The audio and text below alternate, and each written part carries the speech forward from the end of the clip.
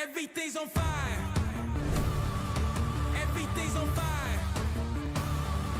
Everything's on fire. Welcome back, everybody. It is Tuesday night. It's draft week. We're here to rock. We're here to have a good time. Hopefully, you have been enjoying everything that's going on here, but it's going to be even better tonight. We've upped our game. We brought the man. I know some of you have seen him on the channel before, and I know that you have to follow DLF over here on YouTube, because if you don't, you're missing out on some great content. Addison Hayes from DLF is back with us, and we are super excited to have him, especially for a night like tonight where we're going to be making a lot of guesses. It'll be fun. So without further ado, we're going to jump into it. Addison, how are you tonight, sir? I'm so glad to see you again. What's going on in your world? Yeah. Thank you for inviting me to come on here. Glad to be back with you guys to talk about some NFL draft stuff. I mean, it's in 2 days. Super excited for this year's NFL draft. I feel like I say that every year because it's a super exciting event. But like I don't know. I feel like I invested more time into these rookies and these prospects this year. So I'm really excited to see where everybody actually ends up, all the news and the impact post NFL draft. It's gonna be a lot of fun. Absolutely, and we're glad you're with us, Mr. Sullivan. As always, it's a pleasure to see your Great White North awesomeness. How are you tonight, man? I'm well, thank you. It's spring this week in Canada, so I'm pretty happy. Things are looking up, but to echo Addison's point, this is an exciting week. We've watched a lot of film. We've talked a lot about a bunch of guys, and it's really nice to be able to put landing spots on names because I don't know about you guys, but I'm running out of say about these guys. So I'm pretty excited for the draft, and I'm very excited for tonight's show. Well, and some of our streams, like my Thursday night and Monday night show, we've been talking rookies since December almost. I mean, once we hit the playoffs, we really started to convert over to talking rookies. It's like, there's nothing else to say about these guys. We've got all the stuff over on Rookie Draft Guide. We've got all sorts of stuff going on. Oh, and we do have echoes because I messed up. My bad. There we go. Echoes now gone. So it'll be fun tonight. So we're going to jump in and just kind of make some educated guesses. So with that being said, the first educated guess of the night, and if you guys have questions, throw them in the chat. We'll get them up. Make sure Addison gets a chance to bestow upon you all the knowledge that he has. And we are going to start with San Francisco. We know they made the big move to go up to number 3 to draft Mac Jones, because that seems like a smokescreen in my mind. Are we really considering Mac Jones at the number 3, Addison? I think so. I mean, I'm probably in the minority in saying that he deserves to be in the conversation at least. I mean, you don't just throw 4,500 yards and 40 touchdowns in a college football season, let alone with, it was with the Heisman Trophy winner, but half a year of Jalen Waddle, Najee Harris, not a lot of other weapons. It wasn't the amazing Alabama offenses that Tua had, 2 years ago and last year. So, I posted a tweet saying that, it's basically him and Joe Burrow, 2 really historic college football single season. So I think he deserves to be in that conversation. I would actually venture to guess that he is actually the pick. He's the guy that Shanahan wants, even though the personnel is really saying that it's Trey Lance. I just feel like Lance is more of a project quarterback, given that he only really has 1 year playing at North Dakota State with, SEC conference competition. So I think he's got a little bit more to develop to his game than Mac Jones, who's more of a traditional pocket passer with really good accuracy, really good footwork. And I think that's what Kyle Shanahan wants. And I think he's ready to just throw that quarterback in and make an immediate impact and get back to the Super Bowl that they were at with Jimmy Garoppolo, even though Garoppolo didn't really do all that much. I think Matt Jones can do a little bit more and help get them back there. So it's not a smokescreen. It's reality. I like it. I think so. So I guess my follow-up question to that for you then would be, why would they have had to go all the way up to number 3 to get him? That is a fantastic question. I mean, they're probably reading the draft board, seeing that obviously Trevor Lawrence, and I think that they at the time had a pretty good handle on what the Jets were going to do prior to trading Sam Darnold. So now we know that they're going quarterback. So I think they traded up because they were reading the rest of the room. They were sitting at 12. They were looking at the Atlanta Falcons potentially maybe drafting the heir to Matt Ryan. They were looking at the Miami Dolphins. They weren't really sure what the Dolphins were going to do, if they could kind of like do a Kyler Murray kind of thing that the Cardinals did. Even after drafting Tua, maybe they draft another quarterback. The Panthers were in there before trading for Sam Darnold. The Broncos were in there. There were, about 5 teams that could realistically, go for a quarterback. And I haven't even mentioned Detroit if they want to, draft an heir to, Jared Goff. I don't know how you feel about that, but it could be in the realm of possibilities. So I think that they, made their move early, tried to call their shots, get in there. And I think Miami was probably the most receptive team to a trade back at the time. So I think that's just kind of where that marriage happened. Yeah, for sure. Mr. Sullivan, thoughts? Where are you sitting at? I think it's Mac Jones as well. And I just keep going back to the success that Shanahan had with Matt Ryan and how much he liked Kirk Cousins and was rumored to be going after Cousins when Garoppolo fell in his lap for a second rounder. So I could definitely see it being Mac Jones. I think it's a little puzzling to me why there is as much of a smokescreen as there is right now. If we've all sort of committed to the fact that it's Lawrence at 1 and Wilson at 2, not really sure what the game is that the Niners are playing, but perhaps it's just simply that in-house they haven't really made up their mind yet.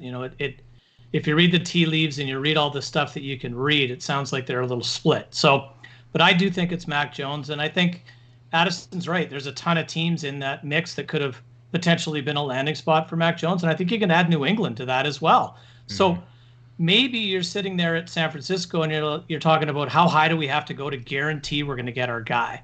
You got to figure they called the Jets to find out because there's a relationship there to find out what they're doing or get a good idea. Or maybe they started it trying to get the second overall pick. I don't know. And then they call Miami. They're just the next up on the list and boom, you got a deal. So by getting up to 3, it guarantees you that you're getting your guy, especially if your guy is Mac Jones. So I think it is. And I got a lot of Niner fan buddies that are not too happy. Yeah, we've even got some here on the team.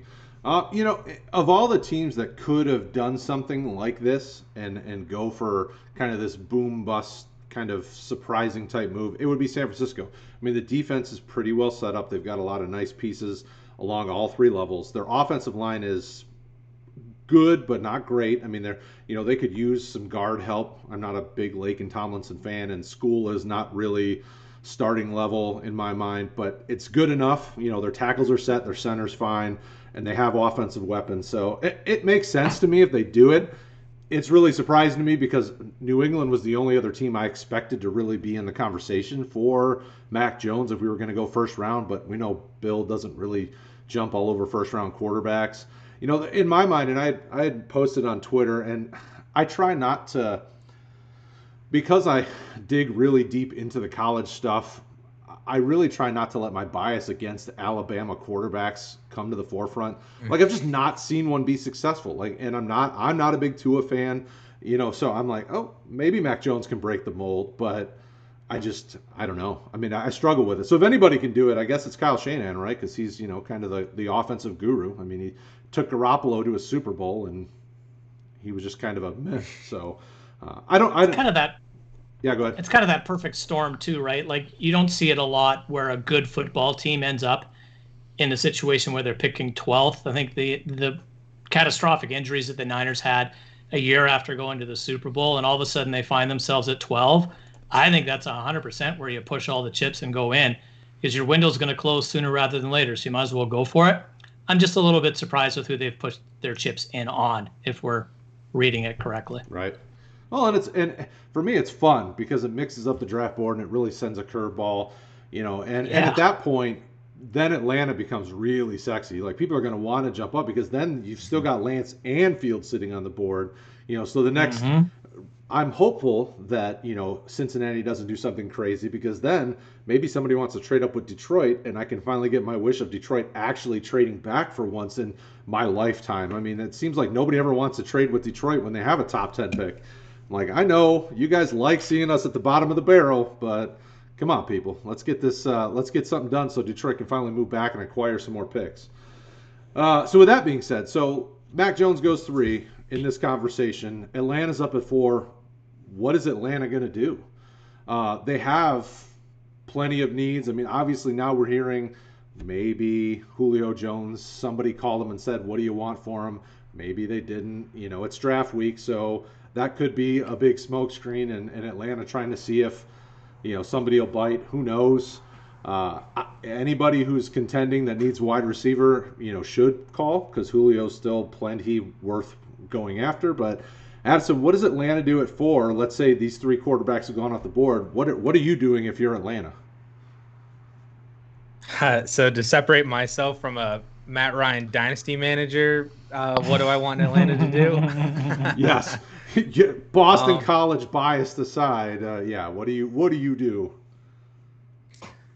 If I'm Atlanta, I am looking to trade back first and foremost. That would be probably the best situation for them to be able to move back to a more quarterback needy team, whether it's Denver. I don't know if New England moves up that high.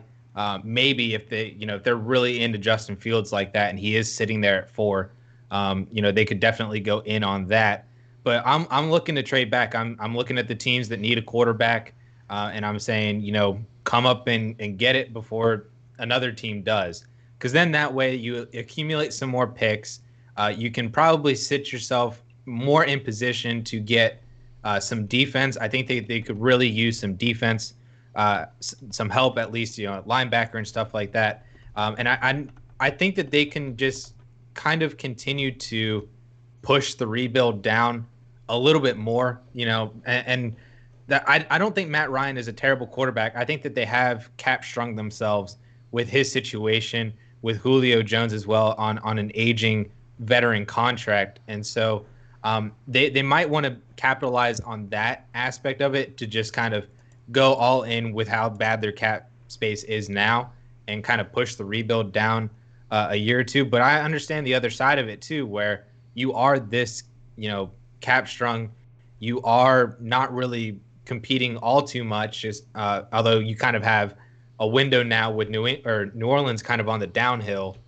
Can you beat out Tampa Bay and Tom Brady? You might actually be the division champs and find yourself in a nice situation for the playoffs. But there is that other aspect that you don't want to push the rebuild down farther than you need to and further hamper yourself, down the road. So Trey Lance being there, I think you trade back though if I'm them. If not, I think you can go Kyle Pitts. I think you can go Penny Sewell. I think that you could probably go either of those two directions and still be contending while also looking towards that rebuild and try to get your quarterback maybe later on down the road in another NFL draft class. That might be the Matt Ryan dynasty manager and me talking now. Well, and I don't hate the idea, because when you look at their cap, 2022 is still not looking great. So if you're Atlanta, it's smart to, do your best to acquire as much talent, because I don't care what anyone says, we don't know what the 2022 quarterback class looks like specifically. There could be 2 to 4 nice quarterbacks that come out next year that could give Atlanta their guy of the future that they could take next year. Because in theory, when you look at this roster, I don't know that they're going to do enough to really compete with the high-end teams. So let's say Jameis actually can cut down on his 700 interceptions and New Orleans does make a playoff push. Then you've got New Orleans and Atlanta really fighting for the top of the division. And Carolina is sneaky. I liked what they did last year a lot, and they've continued to build their roster. Quarterback is still a question, but can Matt Rule do something with either of these guys? I mean, then they immediately begin to be in the conversation. And I think you're absolutely right for Atlanta to try to do something and get more picks in the future, because why not? I mean, the cap is not their friend right now. So draft picks are much cheaper than paying street free agents. Sully, what are you thinking about Atlanta? I think it's a great place to be. I dropped an article about a week ago that the draft starts at 4 because I really believe that's where this thing gets flying. I'm with Addison. I would trade back, absolutely. And if I'm Atlanta, the bonus here is you need everything pretty much, right? You could use a cornerback. You could use an offensive lineman. You could use potentially a future quarterback. There's tons of options. So you have different kind of layers of the draft, the way I see it unfolding, that you trade back. So if you could trade back to 9 with Denver, then, Slater's maybe there for offensive line help if you pass on Sewell. You could look at J.C. Horn or Surtain as a cornerback fill. But I really think they're just, if Justin Fields falls to 4, I just see them taking him. I really do, unless somebody gives them a Bo Callahan type trade offer. I just see Justin Fields. I might have just watched Draft Day before this. Sorry. I can definitely see Justin Field landing there.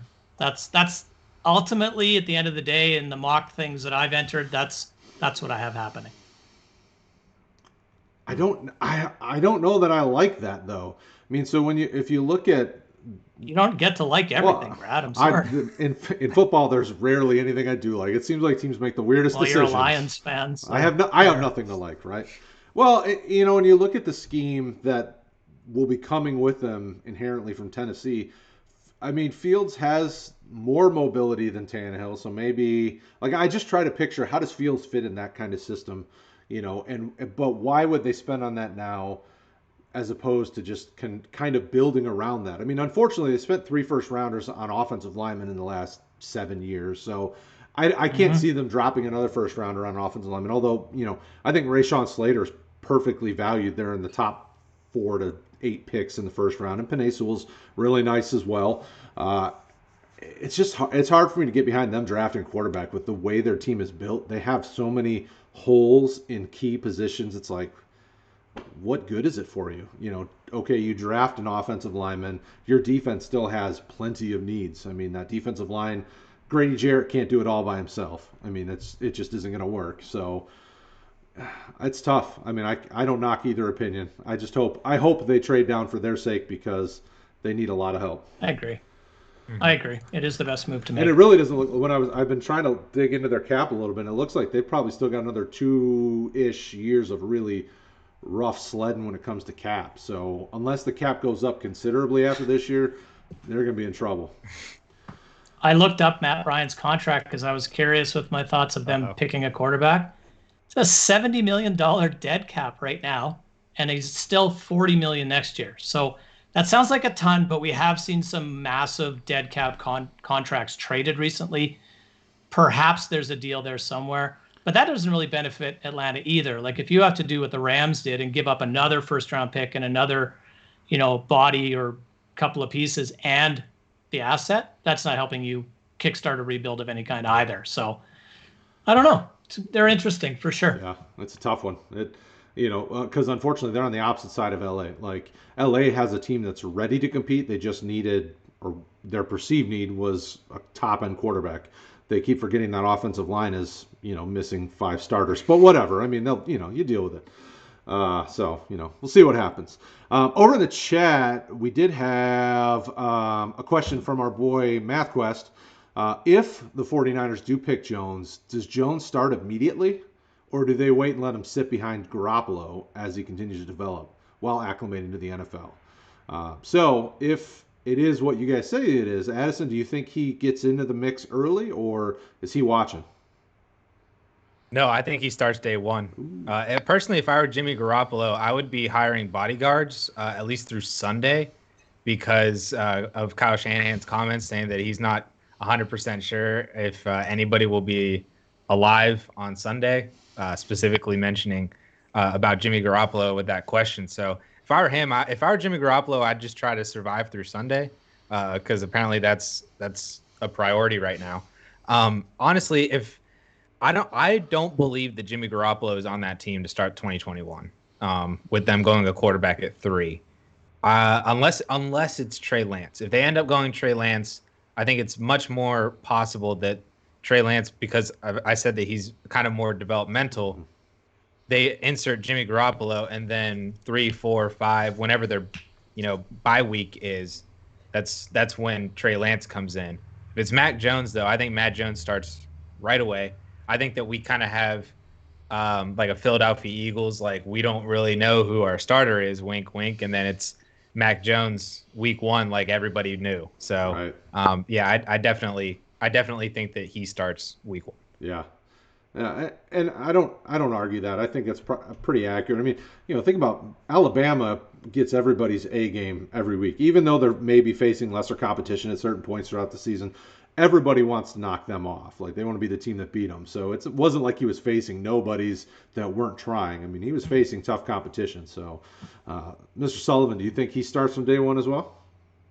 Yeah, I do. And I think that the Jimmy Garoppolo is our man kind of talk that's been happening since the trade is just in case something goes against plan. If for some reason somebody comes up and offers San Francisco the moon for 3 and they decide to move back a little bit and they don't quite get their quarterback, then I think Jimmy's the backup plan. But I just see Garoppolo somehow, maybe it's day 2 after New England doesn't necessarily get what they want, that he just goes back where he came from. I can see that happening.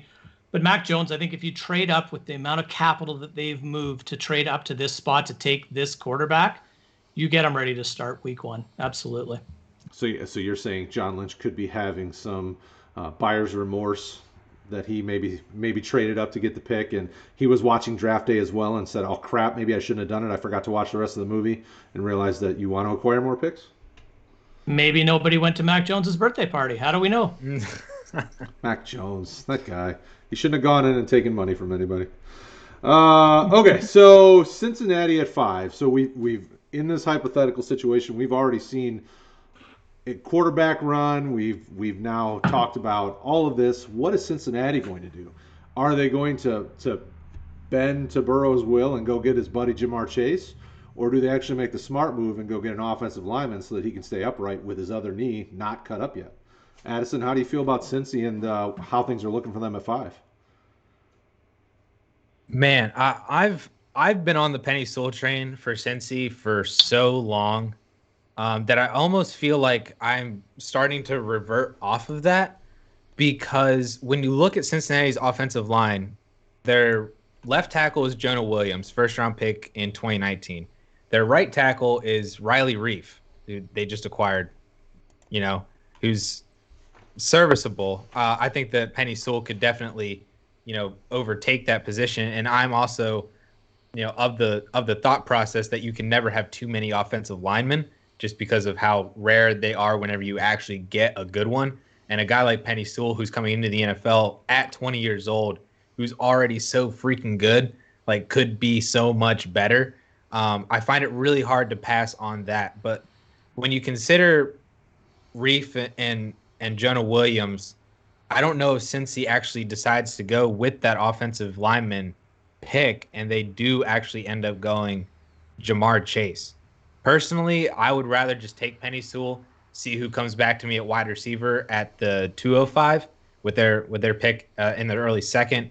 I did a recent video for DLF's YouTube where that mock draft had them taking Penny Sewell in the first round, and then they actually were able to grab Terrace Marshall in the second round. So you can pair Burrow back with Terrace Marshall, not Jamar Chase, but I still think a pretty solid wide receiver and a guy who can develop across from T. Higgins with Tyler Boyd still in the slot. I think that is a much better, take and receive and get what the draft board gives you, rather than just going for Jamar Chase and then seeing what's there in the second round. That I think I like the Penny Sewell insert wide receiver here in the second round a lot better.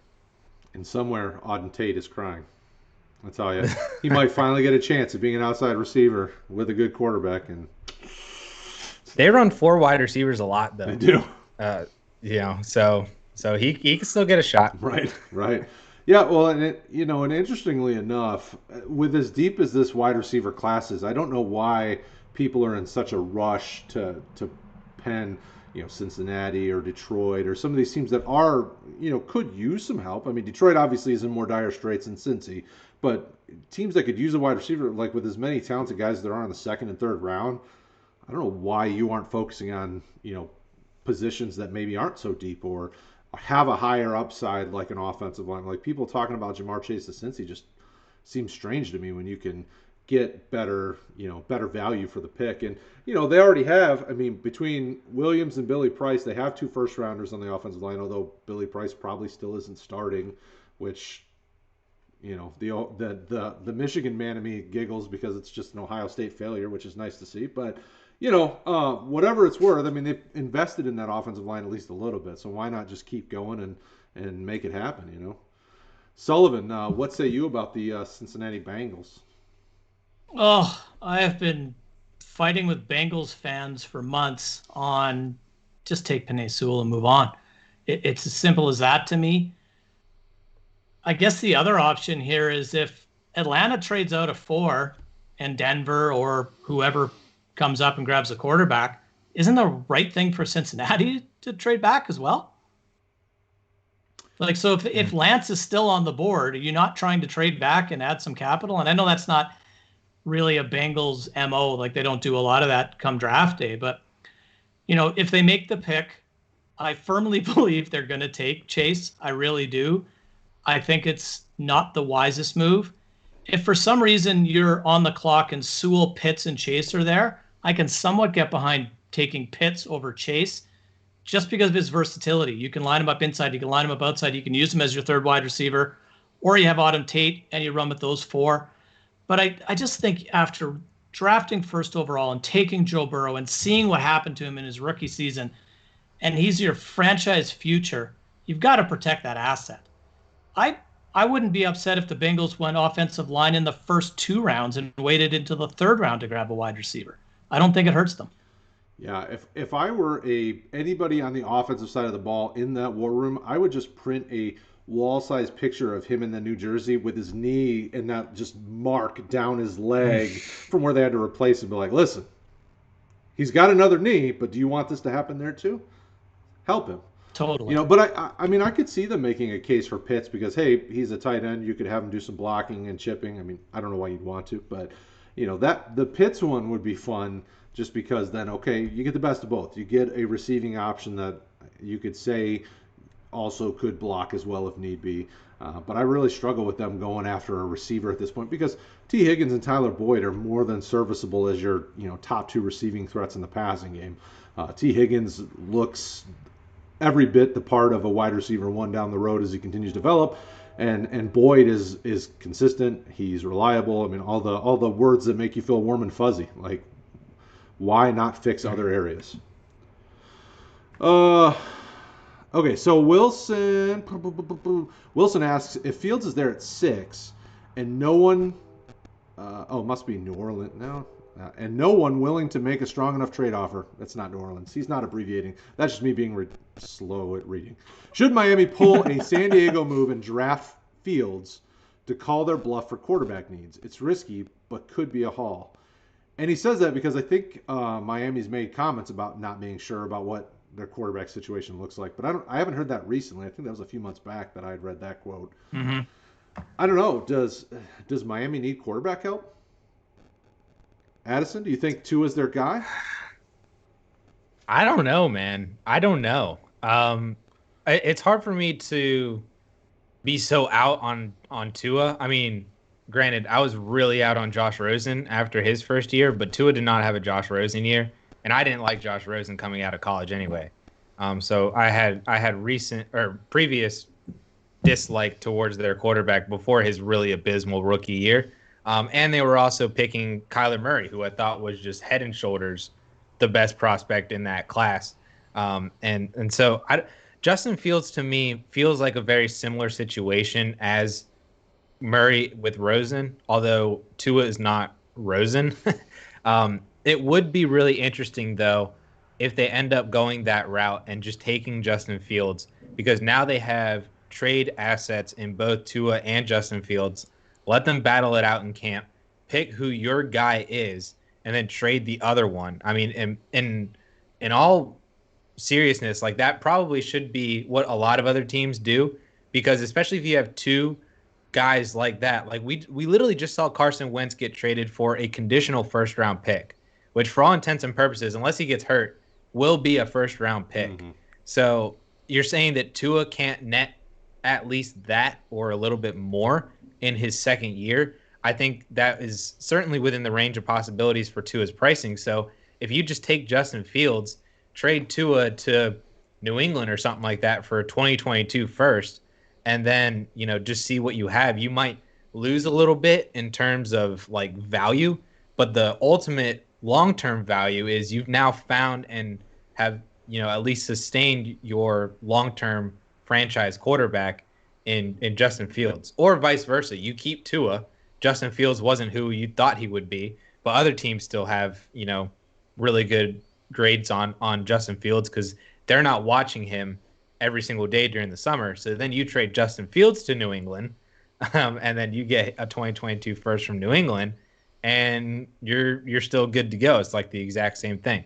I honestly think that would be a really, really smart move for Miami if they can actually end up pulling that off. They'd probably get a lot of heat from it in the press and whatnot initially, but like if that plan actually develops out and works, I could definitely see that being like a really, really beneficial move for them long term. So, Mr. Sullivan, how do you feel about that? I don't know. I really don't.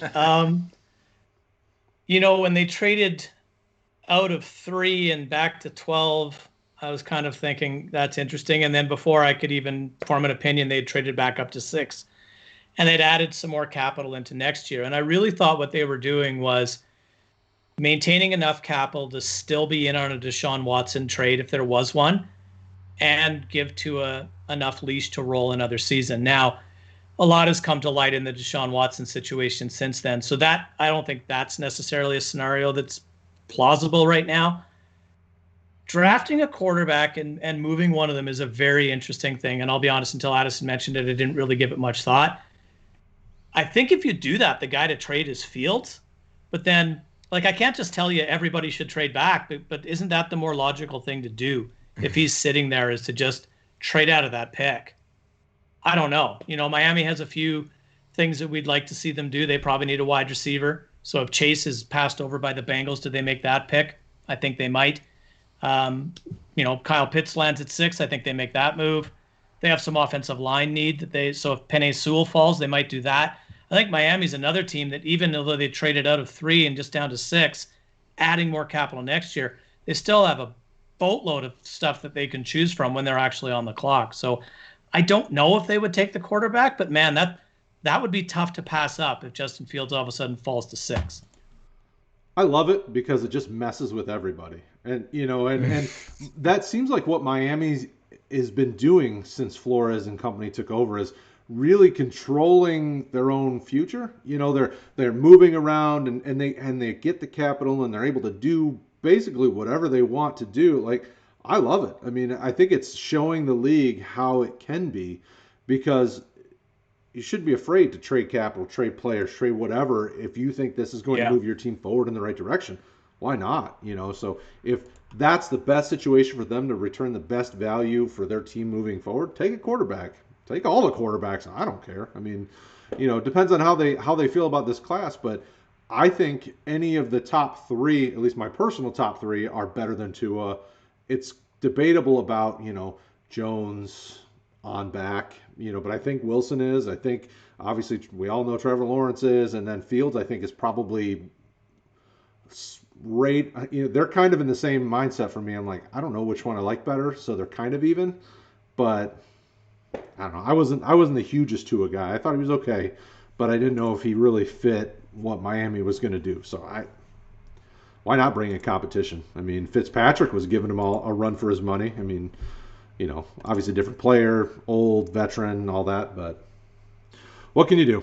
MathQuest says, usually tight ends aren't very fantasy productive their first year. Do you guys think that Pitts is a little bit of an outlier and finishes as a top 5 tight end in 2021? Yeah, I can't get behind that. Although the tight end group right now in fantasy is tough. I mean, it's real top heavy. It would be hard for me to think Pitts gets into the top 5 because I think there's probably 6 or 7 that are better than him this year, at least until he gets up to speed. Addison, how do you feel about Pitts as a top tight end in 2021? The greatest fantasy tight end season of all time was Evan Ingram in 2017. And right with him was Jeremy Shockey in the early 2000s. Neither one of those fantasy seasons would have made him a top 5 tight end last year. So unless he's like the ultimate outlier, and puts up the greatest fantasy season of all time, and like by doing that, then becomes a top 5, I would be really, really wrong on Kyle Pitts, at least initially. I did a whole article on Kyle Pitts. It was like 3,000 words. I did a video on him, just like trying to pour cold water on his hype, just try to set more realistic expectations, because his price right now as the current Dynasty tight end 4 is insane to me, because he's coming into the NFL and he hasn't done it yet, which I feel like isn't the best argument, but it's a tight end, and tight end just historically takes really, really, or not really long, but longer than other positions to catch up to speed and learn the game. You know, a lot of people said, well, Ezekiel Elliott never did it before, you know, coming into his rookie year, and then put up like a top 10 fantasy season in his rookie year. But that's like a running back. Running back is pretty easy to come into the NFL and succeed. Historically, we've seen that time and time again. Tight end, we have not seen that, at least in year 1. Year 2, we have. Gronk in year 1 was not that great. Gronk in year 2 was a 1,100 and double-digit touchdown guy. You know, but there's a range here for where Kyle Pitts could actually end up, and it's also very team-dependent. It's volume and opportunity-dependent. In order to be a top 5 tight end historically since 2000, 90% of the top 5 tight ends were either the first or second target on their team. If they were not the first or second target on their team, they were on a team that threw over 600 pass attempts, and they were a 100-plus target tight end anyway, meaning that they were the third target, still receiving over 100 targets on their team, or they had double-digit touchdowns, which, you know, for Kyle Pitts could be in the range of possibilities given his effectiveness in the red zone. But that's really, really hard to project a double. Like Robert Tonyan, like just randomly did it out of the blue, and so like it's just really hard. There's a lot of variables that come in with Kyle Pitts for me that, you know, just thinks that his expectations and his price just needs to be put in check, at least for year 1. The insane part about it is his price won't go down. Like, it's going to continue to grow. As the season progresses, it's going to continue to grow. Once we hit this point, or even like February, March of next year, his hype and price is going to grow even more. You think so? I think so, because people are now going to be expecting that to happen. They're going to expect the breakout. I think people are coming in, they're like, you know, yeah, like I know he's not really going to do much in year 1 in 2021. Maybe he puts up like, he's a solid a stream guy out like top 10-ish, somewhere in that range, like him or Austin Hooper. That's what I'm expecting in year 1. Year 2, you know, he's going to be Travis Kelce, George Kittle. That's what people are going to expect. And Ryan McDowell talked about it on the latest DLF podcast. He said that he would venture to guess that Kyle Pitts is the dynasty tight end 1 by the end of the year, if not earlier. So there's a lot that goes into Kyle Pitts' value, because if you think you're taking him high now, he's only going to get more expensive as the season moves along and we get to this point next year. What you're saying is, if you want him, now's the time to get him, because he's not going to be any cheaper than he is now. No. Oof. He won't be cheaper than he is now unless he totally, like, Eric Ebron flames out by, like, year 4. Is basically what's going to happen. Well, Pitts could land in Detroit, so we could see a very similar trajectory to Mr. Eric Ebron. Who knows? Awesome. So there you go, MathQuest. There's your answer to that question. There's nothing else to say. Mr. Sullivan and I are just in awe of that brilliance, because... Yeah, I don't really want to follow that, but all I'll say is Kyle Pitts is my 101 right now, and I confidently have no problem making that pick because of a lot of what Addison said, that I do think he evolves into that role. Do I think he's a top 5 tight end in year 1? No, I don't. Do I think he could be a top 12 tight end? Yeah, he's got to score 9.5 PPR points a game to be a top 12 tight end. I think that's totally possible for him to do. I think we lose sometimes in the hype of these draft prospects that the teams they are going to, and the reason that they're picking high is because they're not very good, right? So depending on where he goes, if he goes to Atlanta, people are going to go nuts, right? Because they're just going to see Austin Hooper plus this, that, everything else. even though he's probably not going to play that role. But I love him. I think he's an absolutely unbelievable prospect. I don't ever remember seeing anything like him. So I would take him first overall, and I'm fine with it. I think Atlanta would be a solid fantasy spot for Pitts to get the amount of targets needed to be a tight end one, but I just don't see it. I mean, because of what Atlanta is as a team right now, I don't know that they could justify spending big on such a luxury piece like a tight end at pick 4. I mean, that would be a tough one for me.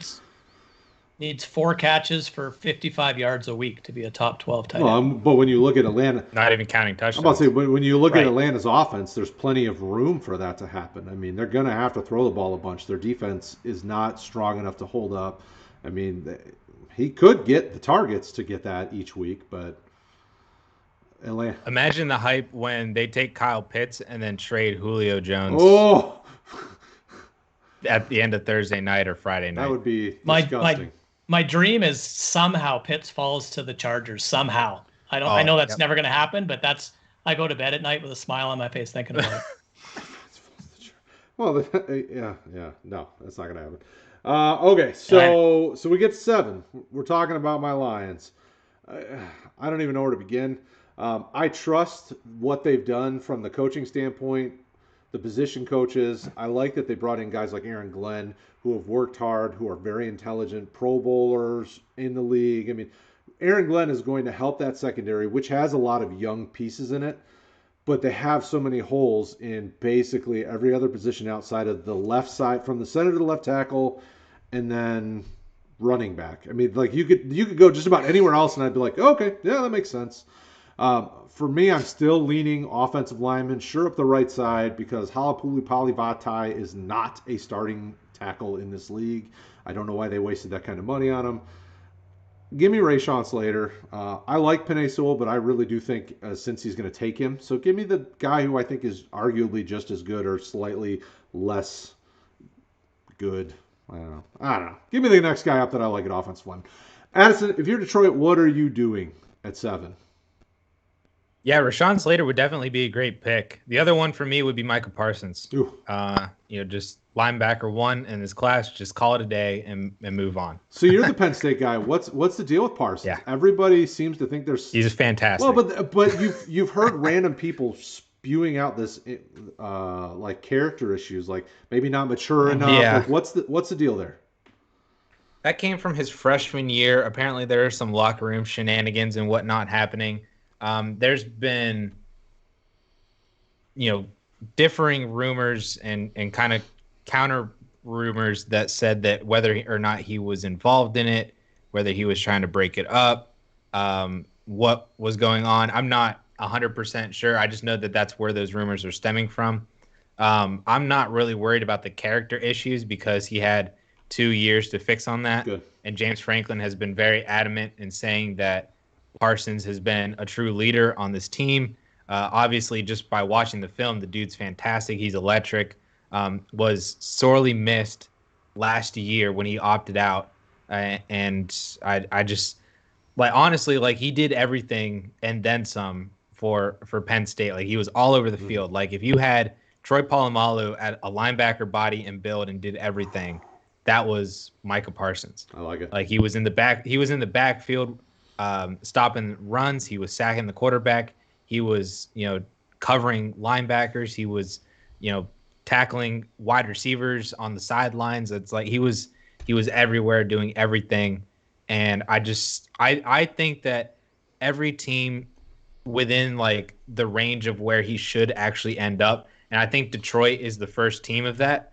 Basically, I think that there's a long string of a bunch of teams that could really just use one defensive player like Micah Parsons, and every team that passes on him is probably going to end up making a mistake.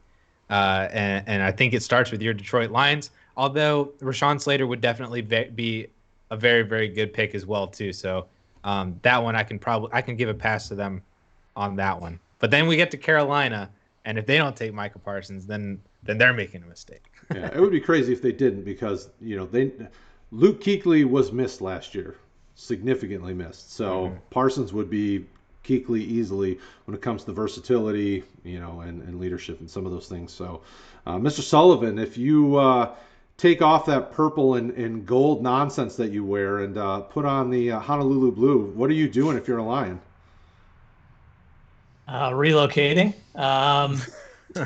Honestly, and I mentioned this last week, it pains me that I actually like the Lions as much as I do since I'm a Vikings fan, but I just have a soft spot for the Detroit football team. I think you have options, clearly. You have some holes. I think Addison's recommendation for Parsons makes a ton of sense, as does Slater. There's probably a contingent in the Detroit fan base that is really pushing to add a wide receiver, especially after Golladay left town. And you're not really left with much with the two free agent signings are a little bit less than, you're not getting too excited about Rashad Perryman or Williams. And I don't know what Quintus Cephas is. So I could see them maybe grabbing Waddle here if he's on the board, or Devonta Smith or someone else. But I think you're best off, and it's very similar to Cincinnati. I think this class gives you the opportunity to wait on that position. So draft another spot of need. So either the O-line, the linebacker. That's what would be my recommendation, but we'll see. I'm not sure what they'll do. They could even, the way we've sort of played this out, Trey Lance could still be there. So they might even do that. Yeah, I think they could also just look at New England and say, get in front of Denver now. Yep. And draft your quarterback. We'll move back, 8 spots and we'll still be good. We can draft one of somebody that fits a need that we have. When you have as many needs, they could easily slide back and take somebody else. Okay, so due to time, we're going to skip a couple of these questions because I want to get to the fun guessing game that we did. It's very similar to last night's show. So last night, if you didn't watch the IDP show, watch it. It was a blast. We had a good time making educated guesses at what we thought was going to happen on come Thursday night. We're doing that from the offensive side this time. So we're going to start out with, how many wide receivers do you think are going to get drafted in round 1 of the 2021 NFL Draft? You've had time to think about it. I'm going to start with Mr. Sullivan. We're going to go backwards this time because I'm putting you on the spot first. I'm looking at my mock. I can't even remember what I put in here. I think I will go with 4. Who are your 4? Who are my 4? It'll be Chase, Waddle, Smith, and Bateman. Well played. I thought you were going to drop the T word, and I was going to turn the stream off right now. So I'm glad you said that. I thought about it. You said Bateman. All right, Mr. Addison, how many wide receivers you think are going to be drafted in round 1? Rob, I will see your 4 and call you one more. Ooh, love it. One more. Give me 5. Give me 5. Very similar to like what we saw last year, I think, with a decent potential run in that 20 area. Is it the same 4 plus 1 more that I mentioned, or do you have a different 5? Yeah, I think it's those same 4, and I think the 5th is Elijah Moore. He's been getting a lot of love recently. I saw a report that said a lot of teams have him as their wide receiver 4, which that's ridiculous. Rashad Bateman's. I don't know. Would be pretty interesting. I'm going to go the opposite direction. I'm only saying 3 with the way that this draft flows out. I really think Chase, Waddle, and Smith are kind of shoo-ins for first round. But when I look through the rest of the draft board, and as I've done mocks over the last few weeks, I'm like, it's hard for me when I look at the teams and where the value proposition is. Like, this is such a nice wide receiver class with guys like Elijah Moore and Terrace Marshall and Tylan Wallace and all these other players that you could bring in the 2nd, 3rd round, 4th round. Like, why am I going to waste such a high pick when I could look at another position and go corner? I think this round 1 could have a lot of cornerbacks drafted because of how many good ones there are in this draft class. Even though there's concerns with injuries with Newsome and with Farley and some of these guys, like the talent's there. So I went with 3. I'm going 3 wide receivers. I'm probably wrong because typically that's a really low number. But I wanted to go the opposite direction because I couldn't go with 6. That would be crazy. Like, I couldn't see 6 wide receivers. All right, so next up is running backs. Mr. Addison, how many running backs do you think are going in round 1? I'm going to go with the recent news again. I'm going to go 2. I'm going to go Najee and Travis Etienne. I think Najee ends up going in the early 20s, if not Miami at 18. And I think the Buffalo Bills grab a guy at Totally 30. agree. Ooh, that'd be. I love that. Yeah. My Zach Moss and Devin Singletary shares are crying inside. Actually, I don't have many. I think I only have one of each, but either way, that's sad.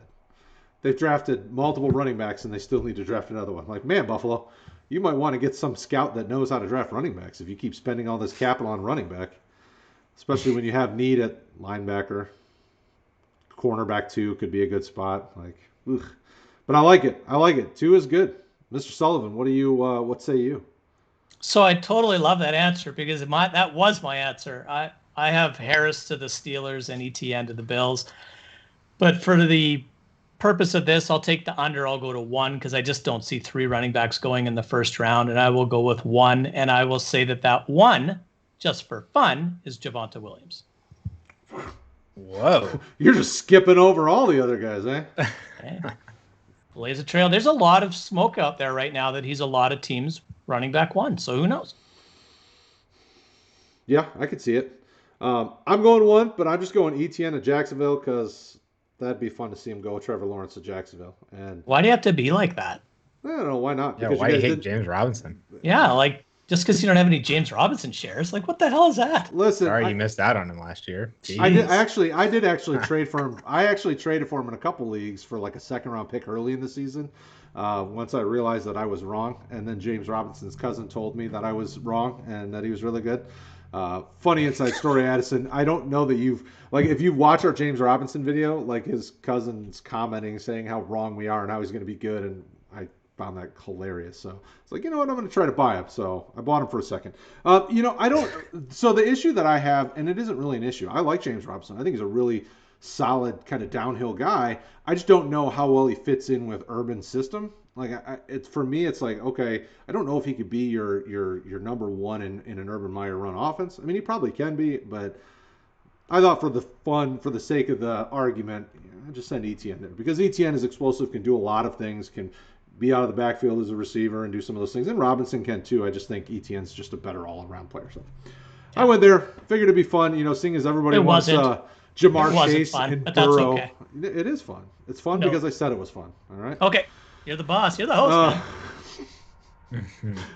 It's your guys' world. I'm just watching.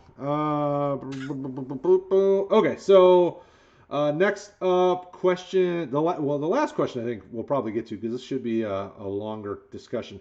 Who is the one player not considered to be a round 1 pick that you could see ending up in the first round? So we're talking from the offensive side. Which skill position player, offensive lineman, whatever you think. Who's going in the first round that you just haven't seen that happen with? And I'm going to start with Sullivan because he looks like maybe he doesn't have an answer. So I'm going with him because this could be fun. I had a few answers, but I don't know if any of them make sense. So I was hoping that Addison would go first and drop some knowledge, and then I could just file in behind it. I will reach, and I'll go with Seth Williams. And here's why. This is a draft class that I believe is loaded with talented wide receivers that are somewhat undersized. And Williams is a bigger-bodied wide receiver, and I could see someone feeling the need to grab a bigger-bodied wide receiver. Probably not going to happen, but might as well have some fun. I have another one. I have another one if you want. He can go to Green Bay at the end of the first, right? Yeah, that's kind of what I'm hoping, but we'll see. Yeah, you know what? Throw your second one out. Seeing as Seth Williams was juicy, let's see if you can really send people in a tizzy. I think a more realistic one. I think Dynami Brown could definitely sneak into the back end of the first round. More realistic, is it? So you went even further, right? Oh, I think he's an exceptional talent that it is very possible to sneak into the back of the first round. Absolutely. Mm-hmm. If not, he's going early in the second. I definitely think he's a solid second rounder for sure. I would agree. All right, Mr. Addison, who do you think is could sneak their way into that first round? Yeah, all this wide receiver talk is making me wonder if my 5 prediction is too low. Because we didn't even mention like Kadarius Toney. Kadarius Toney's getting first round love. Not for me. Yeah, I don't agree either. But it would be fine. Like I said, Baltimore. He needs to go to Baltimore. He can watch Hollywood Brown get targets. That's fine. My answer to this a couple weeks ago probably would have been Landon Dickerson before he started to do cartwheels at Alabama's Pro Day, and because I think that teams could prioritize Dickerson as the best center in this class. Personally, I think it would be really cool if the Steelers decide not to go running back at 24 and go with Landon Dickerson because we just lost Pouncey. That would be probably one of my preferred picks instead of going Najee or Travis Etienne there, and then just wait to see what happens in the second or potentially third round, I guess. And so Landon Dickerson would probably be a guy I think that could sneak into the back of the first, if not maybe a little bit higher than people think. My other answer would be Rondale Moore. Moore initially started out as a first-round talent and then fell super hard into like the back of the second, which I don't really know why. I don't know what he did other than measuring at 5'7" that changed everybody's opinions on him. I think it's the injury, like the 7 games in 2 years is weighing in on that. I don't know, because he was seen as a really good first-round talent like in January. Like I was seeing mock drafts, like early mock drafts, and even during the year with like Rondale Moore there. I guess maybe the injury could have done something with it towards the end of 2020, when he just decided to just call it. But like it's really weird to me that he's sliding into the back of the second. I think that he could be a back end first round pick, being like a guy that the Saints or the Packers grab at 29 or 30. And because like he is a super dynamic, explosive wide receiver. And if teams have it came out earlier today that Miami has Jalen Waddle ranked ahead of Jamar Chase as their potential 6th pick. I don't know if that's real or not, or if that's just like another smokescreen or some beat writer that Roto World got a hold of decided to make a. That is spicy. It is spicy, but we've seen the NFL really value those types of guys, even with last year with Henry Ruggs, Hollywood Brown the year before that. I think Rondale Moore kind of fits that mold of a true speedster, explosive playmaking weapon who can do a little bit of everything really, really well. And I wouldn't be surprised if his name is called, just shortly before the end of round 1. I like it. That's fine with me. I like Moore. I'm a fan. So I'll make mine quick. I think I have 2. When I first saw this question, the 2 names that pop into my head were Jalen Mayfield, tackle from Michigan. Just because the tackle class isn't super top heavy, I could see somebody maybe reaching. I still think he's like an early second round value, but I could see somebody later in the first going after him. Especially when you think of teams like Indianapolis, who just lost Costanzo to retirement, who could potentially maybe needs to look to the future, that has a strong enough roster. And then on the other side of it, I think either, Jordan or Freiermuth could be in the conversation, because both those tight ends are really, really nice tight ends.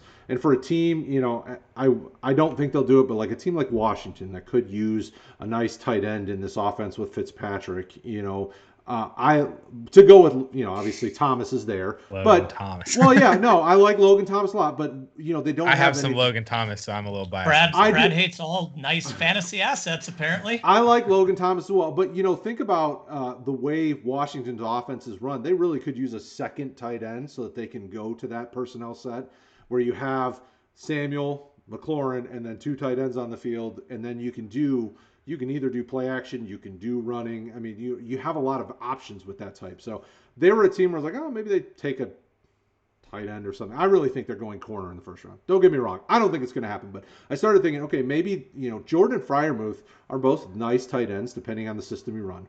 Freiermuth, obviously, very much about, you probably know more about Freiermuth than any of us because he's another one of your boys from Penn State. But he was, before, this time last year, he was like my favorite tight end in college before I really started digging into Pitts and some of these other guys. So I've liked Freiermuth for a while. I really think he's a solid piece, and I think he's better than than some people seem to think. I think he's really dynamic. So either one of those guys or Mayfield could slide in, I guess. I mean, I still think there's a lot of corners and a lot of defensive guys that go in this first round. So, I think I pegged it at like 14 or 15 defensive guys in the first round. So probably ain't happening, but yeah, throw them out. Why not? Brad, what are my Vikings going to do? They're going to forget to draft. Okay. They're pretty good at that. Maybe we'll try to trade back and get about 15 draft picks this year or whatever it was. I mean, the way Zimmer runs things, I would guess he goes for somebody off the edge. I mean, Daniil Hunter, you don't know what's up with the neck. I mean, obviously he's probably healthy, but there's a lot of edge talent in this class. You could go Kwity Paye, go Ojulari, you could go Basham. I mean, there's, any number of those edge guys. Phillips is, he looks healthy. He looks good. I mean, he looks great last year. So I would guess edge, but Minnesota needs offensive line help. But they don't, they typically aren't reaching that early. They tend to go defense or, sexy picks. So I don't know. Addison, what do you think Minnesota does? No, I think you called it right there. I basically, after like the top 10, I think it's a really long run of defensive players. And I think the draft is going to be really, really fun at the beginning. And then if you're a non-IDP player like me, you kind of tune out for half of the night. That's where you go, to the bathroom, refill your drinks, get some more chips or whatnot. Sandwich. Yeah, and then you come back for like the 20s picks, and I think that's where we start kicking back up into the offense. I'll tell you, this guy knows all this knowledge about defensive players from the blue and white, but you need to come to the IDP side. It's a blast, man. I don't know. He's like, wait a second. Wait a minute. What is this? It's an ambush. So that's it, people. We had some fun tonight. We joked around. We made some crazy hot takes. Hopefully you've enjoyed it. If you have, like, subscribe, hit the notification icon. I will remind you guys, last year we live streamed throughout the draft. We're not doing that this year because everybody's doing that. So we're going to pivot and try something different this year. So make sure you stick it with us.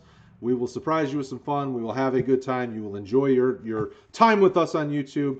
With that being said, Addison, it is amazing as always to have you on. Tell everybody what you're up to. Plug all the stuff you want to plug. You're the man. The floor is yours, sir. Yeah, like I said, thank you so much for having me on. This was a lot of fun to hop on with you guys and talk some of this NFL draft stuff because I am super excited for this draft. I'm on Twitter at @AmazeHayes_. Basically, like I don't really write for DLF. I did write that Kyle Pitts article because I felt really strongly about it. But a lot of my work is on DLF's YouTube channel. So you can go Dynasty League Football. A lot of the videos there are mine, but we have a lot of awesome work from other people like Scott Connor and Shane Manila do Manic and Chill. We have now the DLF podcast on there as a YouTube show instead of just from a podcast stream. Russ Fisher and I, Dynasty Outhouse, we do a trade show. We've got some more stuff coming with other people post NFL draft. And then we are live streaming for round 1 and rounds 2 and 3 on Thursday and Friday night. So you can come hang out with Cal and I and a bunch of awesome DLF guests Thursday night. And then Carp and I are going to start off and kick off rounds 2 and 3 on Friday with a bunch of other non-DLF guests. So that'll be really, really fun. A really fun Thursday and Friday night. And then we don't really care all that much about Saturday, so we're not live streaming that. There you go. Yeah. So make sure you guys go over there, show some love. Their content is awesome. They're doing a great job. Addison's been a friend of the channel for a while. We love supporting his stuff. So go over there. If you haven't already, why haven't you? You're missing out on some good stuff. So keep it locked here. We will talk to you guys again Thursday night. It's coming. It's coming. Draft week is here, people. Get excited. Have some fun. If you have questions, you know where to find us. We got Discord. We got Facebook. We all do Twitter. You can slide in the DMs. Any one of us will help you out as best we can. We love you guys. Talk to you soon.